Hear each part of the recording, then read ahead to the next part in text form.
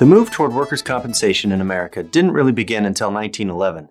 That was the year Wisconsin created the first workers' compensation laws that would stand up to challenges in the courts. Since then, workers' compensation laws of some form have been adopted in all 50 states, and the coverage mandates are essentially universal. Their purpose is to cover losses suffered by workers that have contracted an illness or have been injured or killed in the workplace. Workers' compensation is no-fault coverage. This means it does not matter who is at fault for the injury. If an individual is injured in the course and scope of their employment, they'll be covered both for medical expenses and loss of wages. Not all categories of workers are covered by workers' comp. This can include both independent contractors and certain types of employees, like domestic workers, gardeners, anyone who is covered for liability under federal law, certain municipal employees, and many more. There are always ways to cover exempt employees through a voluntary compensation endorsement attached to a workers' comp policy, or with an individual occupational disability income policy. If an employee is injured as a result of the actions or negligence of someone other than the employee or employer, like a third party, then both the injured party and the workers' compensation carrier have the right to pursue legal claims against the third party. An employee can pursue damages in excess of what has been paid by the workers' comp policy. The workers' comp carrier also has the right to subrogate against the third party for reimbursement for benefits paid under the claim. In general, workers are only covered in an employer's home state.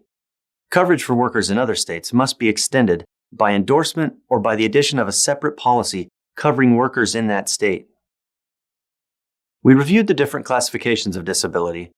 A workers' compensation contract covers most of the events that may happen at the workplace, but there are exclusions.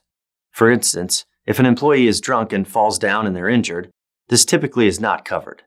But if that drunk employee injures another employee while falling down the stairs, the other worker would be covered.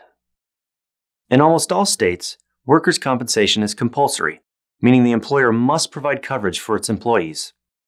The only state that doesn't require coverage is Texas. But even in Texas, most employers purchase workers' comp insurance. Texas laws are set up so that employers are still liable for their workers' job-related injuries and illnesses, and employers can easily be held liable for those losses. If the employer doesn't carry workers' compensation insurance, the injured or ill employee then must seek compensation by filing suit against the employer. An employer can pay for work-related losses out of their own pocket by self-insuring. But because this option can quickly become expensive, most self-insured employers purchase stop-loss or excess coverage. The excess coverage will cover losses in excess of the employer's self-insured retention. This simply means the employer will self-insure to a specific dollar amount annually. And once the specified amount has been reached, this policy will pay claims for the balance of the year. Our next section discussed the 6 parts of a workers' compensation policy. Remember that Part 1 is the workers' comp coverage part, which takes care of losses suffered by employees.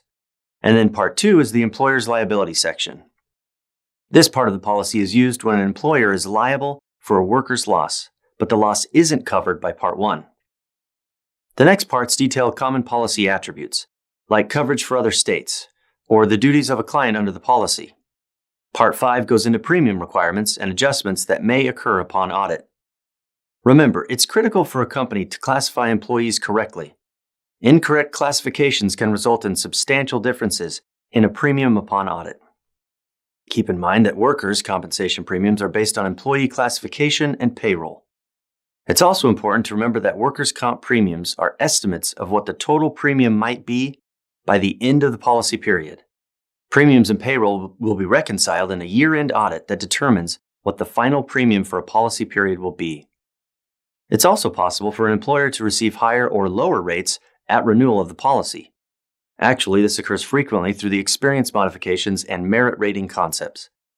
For those employers who provide a safe workplace, pay strict attention to OSHA guidelines, and have fewer losses than anticipated could receive premium discounts when the policy renews. Alternatively, employers with a poor loss history and claims record often see significant increases to the premium at renewal, and there's always the chance that a policy could be non-renewed by the carrier. Finally, we had a short discussion on the second injury fund, which provides an incentive for employers to hire and retain workers that have been previously disabled by offsetting the costs of a new workers' compensation claim that is complicated by a prior disability.